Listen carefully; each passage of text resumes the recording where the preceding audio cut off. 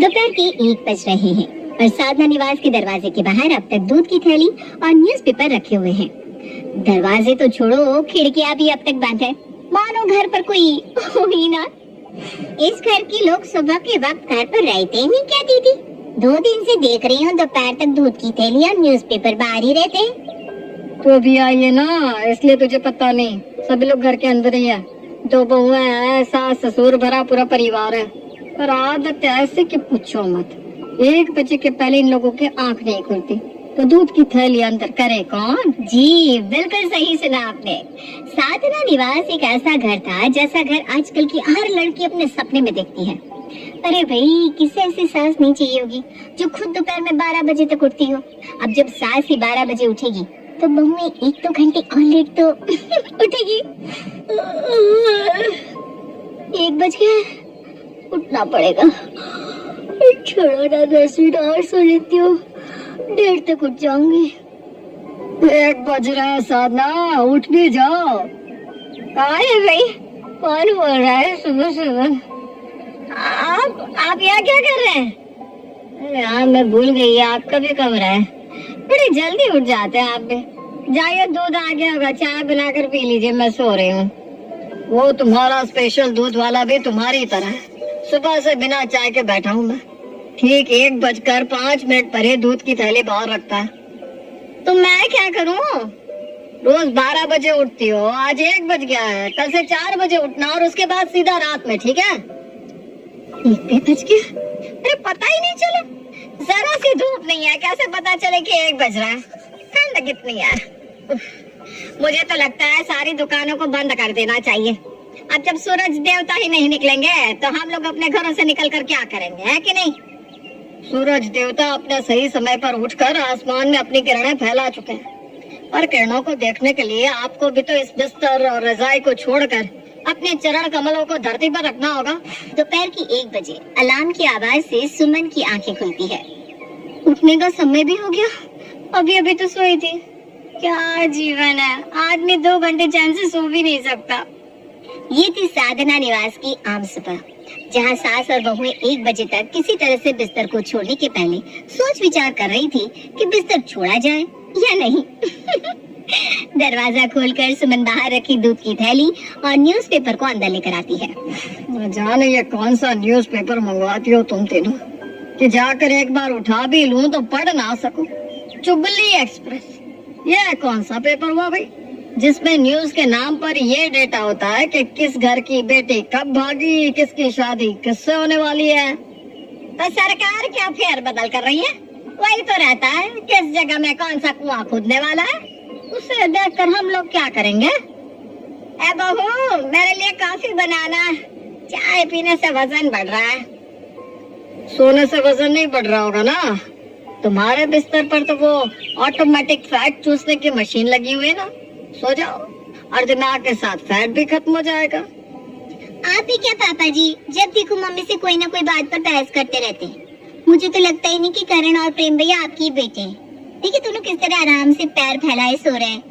मैं उन्हें जाकर उठा आती हूँ मम्मी जी। हाँ, स्कूल गए हुए बच्चे वापस अपने घर आने लगे हैं। कुछ लोग तो दोपहर की नींद भी लेने जा रहे होंगे। और अभी हमारे घर के सुपुत्र साधना पुत्र श्री श्री 108 करण और प्रेम 14 घंटे की नींद लेकर उठेंगे। मेरा मतलब है कि उन्हें उठाया जाएगा। अब जो लोग 1 बजे उठे हैं, उन्हें चाय नाश्ता करने में 3 साढ़े 3 तो बजेंगे ही। 3 बजे सभी साथ में बैठकर नाश्ता कर रहे होते हैं कि तभी साधना के फोन की घंटी बजती है और फोन पर फ्लैश हो रहे नाम को देखकर साधना के हाथ कांपने लगते हैं। तो दीदी, आपने कहीं दीदी से मेरी चुगली तो नहीं कर दी? या दीदी मुझे क्यों फोन कर रही है? हेलो दीदी, कैसी है आप? कैसी है? बढ़िया ही। जानबूझकर हालचाल पूछने में समय निकाल देगी, फिर कहेगी घबराकर मेरे हाथ से फोन गिर गया और ऑफ हो गया। जानती नहीं हो क्या मैं तुझे? अरे नहीं नहीं दीदी, आप मेरे सिर्फ नाना दी नहीं, मेरी सास के बराबर है मेरे लिए। आपका हुक्म सर आंखों पर दीदी। अब इसके पहले कि तेरे हाथों से फोन गिर जाए, शांति से सुन। दिल्ली में वेट लिफ्टिंग कंपटीशन में पार्ट लेने आ रही हूँ मैं। अब दिल्ली में न जाने किस होटल में मुझे रुकना पड़ेगा। वहाँ मेरे लायक पौष्टिक खाना, साफ सुथरा होटल मिले ना मिले, तो जानती है मेरा स्वभाव, मुझे सब कुछ साफ सुथरा पसंद है। इसलिए मैं सोच रही हूँ तेरे ही पास रुक जाऊँ। जो तैयारी करनी है शाम तक का वक्त है कर लेना। कल सुबह 8 बजे मेरी ट्रेन स्टेशन पर आ जाएगी। और हाँ, किसी को मुझे लेने आने की जरूरत नहीं है, मैं खुद पहुँच जाऊंगी। ये कहकर चारुलता फोन रख देती है और साधना के कानों में लगे लगे ही फोन नीचे गिर जाता है। क्या हो गया मम्मी जी, ऐसा क्या कह दिया उन्होंने? और कौन था कॉल पर, कौन सी दीदी? याद मत दिला बहू, याद मत दिला। वो बड़ा खौफनाक मंजर था। शादी होकर अपने ससुराल में आई थी मैं, बस 1 हफ्ता ही हुआ था। मैं आराम से अपने कमरे में सो रही थी। कौन है, कौन है? 8 बज रहे हैं, उठ जाओ। 8 बजे? 8 बजे कौन ऐसे उठाता है? हे भगवान, ऐसा तो कोई अपने दुश्मन के साथ भी ना करे। सुबह सुबह चेहरे पर पानी डाल देना। क्या बीती होगी आप पर mummy ji. I am feeling so sorry for you. 8 बजे सूरज निकलता भी होगा क्या? मतलब मुझे तो यही समझ में नहीं आ रहा कि 8 बजे लोग करते क्या होंगे। है मम्मी जी, क्या करती होंगी? वो तो जब दीदी आएगी तो तुम सबको समझ में आ ही जाएगा कि 8 बजे लोग क्या करते हैं। कभी 1 बजे के पहले तुम लोग उठे भी हो, जो तुम्हें पता भी चले कि घड़ी में सुबह के 8 भी बजते हैं। 7 बजे तक दीदी नाश्ता कर लेती है, बाकी अब तुम लोग समझ लो। ये सुनते ही साधना के साथ साथ उसकी बहू और बेटे घबरा जाते हैं, क्योंकि कल किसी भी तरह उन्हें 8 बजे उठना ही था। आखिरकार चारुलता जो आने वाली थी, और क्या था। सुबह 3-4 बजे तक सोने वाले साधना निवास के लोग आज 10 बजे ही सोने के लिए तैयार हो जाते हैं। कैसे 8 बजे मैं उठूंगी, फिर तैयार भी होना है, कैसे क्या होगा कुछ समझ में नहीं आ रहा मम्मी जी। मैंने तो 3 बजे से लेकर 7 बजे तक का अलार्म लगा दिया है। हर आधे घंटे पर अलार्म बजता रहेगा, तो कैसे न कैसे 8 बजे तक तो उठ ही जाऊंगी मैं। और तभी सुमन नई साड़ी पहनकर बिंदी लगाकर अपने कमरे से बाहर आती है। इस वक्त तुम कहाँ जा रही हो, वो भी साड़ी पहनकर? मैं कहाँ जाऊंगी, इतनी ठंड में कहीं भी ना ना ना। 8 बजे तक तैयार रहना है तो 7 बजे तक तो उठना ही पड़ेगा। इसीलिए मैंने सोचा अभी तैयार होकर ही सो जाती हूँ, सीधा 8 बजे उठूंगी और बुआ जी को मीटिंग रेडी मिलूंगी। यह तो बहुत सही दिमाग लगाया सुमन। मैं भी तैयार होकर ही सो जाती हूँ। मैं भी तैयार होने जा रहा हूँ। और सभी तैयार होकर ही सो जाते हैं। और अपने कहे मुताबिक चारुलता 8 बजे घर की बेल बजा देती है। बेल की आवाज सुनते ही सभी एक साथ भागते हुए दरवाजे पर पहुँचते हैं। नमस्ते दीदी। हाँ नमस्ते। अब हट परे, मेरी बहुओं से मुझे मिलने दे। दोनों लड़कों की शादी में मेरा आना ही नहीं हो पाया था। पहली बार गंगा स्नान पर गई हुई थी और दूसरी बार 4 धाम की यात्रा पर। लड़कियां तो दोनों ही प्यारी है, दिल खुश हो गया, क्या नूर है चेहरे पर। वैसे तुम दोनों भी कहीं अपनी सास की तरह लेट से तो नहीं उठती? नहीं बुआ जी। बैठिए ना बुआ जी, मैं अभी आपके लिए चाय नाश्ता लेकर आती हूँ। चाय नाश्ता और अभी? मानना पड़ेगा सुरेश, मेरे भतीजे की बहू तो बड़ी मजाकिया है। इस वक्त तक तो दोपहर के खाने की तैयारियां शुरू हो जाती है बेटा। जा, तू करेले की सब्जी, जौ की रोटियां और बाजरे की खिचड़ी बना ले, और बीट रूट का जूस सही रहेगा। अरे वाह दीदी, करेले की सब्जी खाए तो लगता है जमाना हो गया। मैं अभी जाकर करेले की सब्जी लेकर आता हूँ। सुरेश की खुशी देखकर तो साधना गजब की डर जाती है। उसकी दोनों बहुएं उसे फुसफुसाकर कहती है, करेला कैसे खाएंगी मम्मी हम? बाजरा क्या होता है, कैसे बनेगी खिचड़ी उसकी? अब जिन लोगों को ये भी नहीं पता कि बाजरा होता क्या है, वो कैसे बनाएंगे बाजरे की खिचड़ी। पर किसी तरह सुमन और शालू किचन में जाकर खाना बनाने की कोशिश करने लग जाती है। ये लाल लाल टमाटर जैसे क्या है दीदी? आई गेस ये कोई वैरायटी है ओरेगोनो की। क्या लगता है तुझे? मुझे लगता है ये लाल आलू है। मैं तो सोच रही हूँ इसके पकोड़े तल लेते। हाँ ये भी सही है। और किसी तरह दोनों बहुएं मिलकर बनाती है बाजरे की रोटी, जौ की खिचड़ी, करेले की सब्जी और बीट रूट के पकोड़े, साथ में टमाटर का जूस।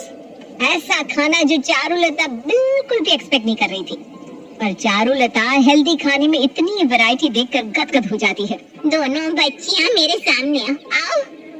चारुलता अपने दोनों हाथों से एक एक सोने का कड़ा खोलकर दोनों बहुओं के एक एक हाथ में पहना देती है। जिंदगी में पहली बार बीटरूट के पकोड़े खाए हैं मैंने। यही तो है घर और बाहर के खाने में अंतर। बाहर कहाँ मिलता मुझे बीटरूट का पकोड़ा। और जौ की रोटी तो खाई थी, पर जौ की खिचड़ी भी बनती है मुझे नहीं पता था। क्या खाना है, अमृत है अमृत।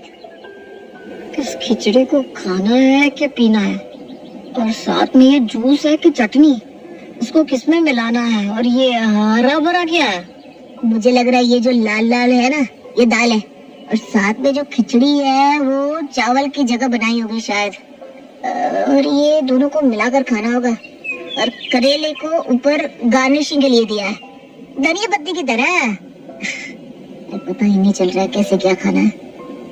तुम दोनों क्या बातें कर रहे हो? खाने के वक्त बात नहीं करनी चाहिए। और साधना, तो ये चम्मच से क्यों खा रही है?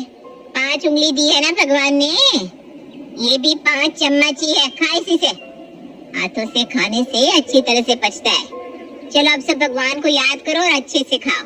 और हाँ, खाने का एक दाना भी थाली में नहीं रहना चाहिए। चारुलता को आए अभी मुश्किल से 4-5 घंटे भी नहीं हुए थे कि उसने साधना निवास का पूरा माहौल ही बदल दिया। ठंड बहुत ज्यादा हो रही है नहीं दीदी? थोड़ी देर का मार सीधी कर लेती हूँ। हाँ मम्मी जी चलो ना, बहुत ठंड हो रही है, थोड़ी देर हीटर में बैठते हैं। मुझे देख, एक पतली सी कॉटन की साड़ी पहनकर तब से घूम रही हूँ। मुझे क्यों ठंड नहीं लग रही? ठंड उन्हीं लोगों को लगती है जो कोई काम नहीं करते। ठंड लग रही है ना? चलो उठो तुम तीनों और घर की सफाई में लग जाओ। ये दीवारों पर इतनी धूल कैसे है? घर में सब कुछ नौकर पर छोड़ दोगे तो आलस के कारण शरीर में 100 बीमारियां होंगी। उससे अच्छा खुद ही काम कर लो। साधना, जा तू छत साफ कर। शालू तू बाहर आंगन साफ कर। और सुमन तू पूरा हॉल साफ कर।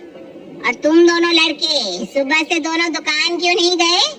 दुकान के स्टाफ के लिए खोल रखी है। चलो उठो, दुकान के लिए निकलो। हे भगवान, तेरा लाख लाख शुक्र है। मुझे तो विश्वास ही नहीं हो रहा कि आज मेरे दोनों बेटे दुकान पर जा रहे। वाह भगवान वाह, सबका दिन फिरता है। और दोपहर के 1 बजे तक सोने वाले साधना निवास के लोग आज दोपहर का खाना खा पी कर काम पर भी जा चुके थे। ये था चारुलता का जादू। बुआ सास ऐसी आई कि सती की सांसें फूल गई। अब इतना काम करने के बाद किसे ठंड लगने वाली थी? और इसी तरह पहला दिन तो निकल जाता है।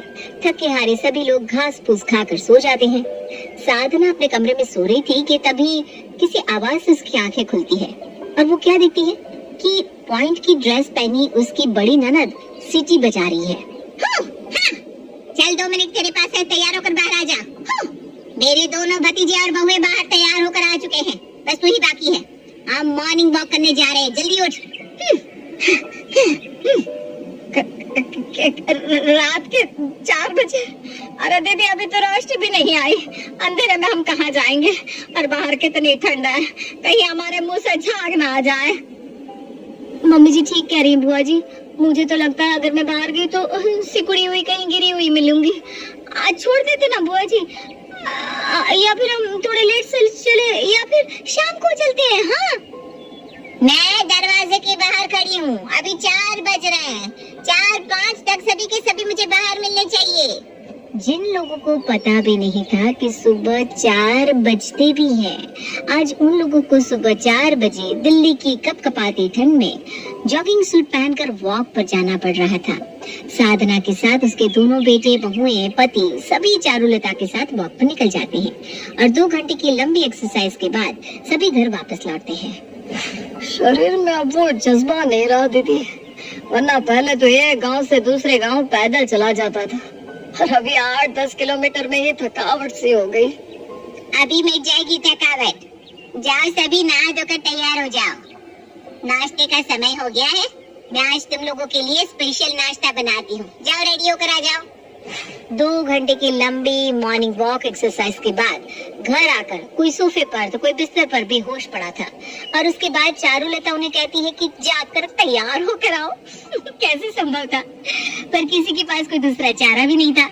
अपने हाथ पैरों को किसी तरह उठाकर सभी बाथरूम में जाकर एक एक कर तैयार होकर आते हैं और सामने प्लेट पर उन्हें परोसा हुआ मिलता है पपीता और साथ में करेले, अदरक और खीरे का जूस।